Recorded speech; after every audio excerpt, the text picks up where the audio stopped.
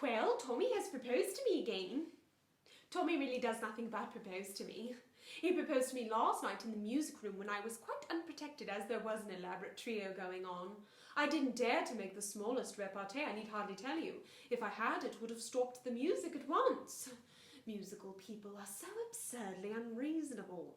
They always want one to be perfectly dumb at the very moment when one is longing to be absolutely deaf. Then he proposed to me in broad daylight this morning in front of that dreadful statue of Achilles. The things that go on in front of that work of art are quite appalling. The police should interfere. At luncheon I saw by the glare in his eye that he was going to propose again, and I just managed to check him in time by assuring him that I was a bimetallist. Fortunately, I don't know what bimetallism means. And I don't believe anybody else does either, but the observation crushed Tommy for 10 minutes.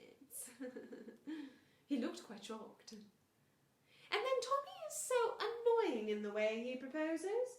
If he proposed at the top of his voice, I should not mind so much.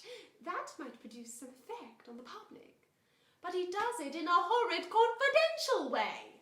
When Tommy wants to be romantic, he talks to one just like a doctor. I'm very fond of Tommy, but his methods of proposing are quite out of date. I wish, Gertrude, you would speak to him and tell him that once a week is quite often enough to propose to anyone, and that it should always be done in a manner that attracts some attention. And why, I pray you?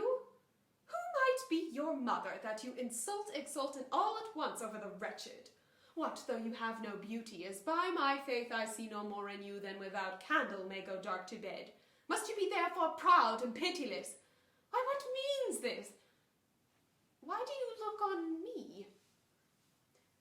I see no more in you than in the ordinary of nature's sail work.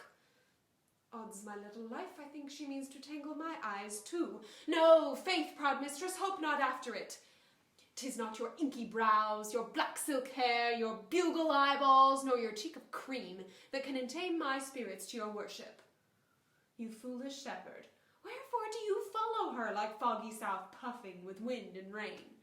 You are 1,000 times a properer man than she a woman. 'Tis such fools as you that make the world full of ill-favoured children. 'Tis not her glass, but you that flatters her, and out of you she sees herself more proper than any of her lineaments can show her. But, mistress, know yourself, down on your knees, and thank heaven fasting for a good man's love. For I must tell you, friendly in your ear, sell when you can. You are not for all markets. Cry the man mercy, love him, take his offer. Foul is most foul, being foul to be a scoffer. So take her to thee, shepherd. Fare you well. I was anxious to show you some of the most beautiful handmade rugs you'll have. Being a direct rug importer allows me to offer you incredible prices on beautiful handmade rugs you've never. We're the only store with real rug experts.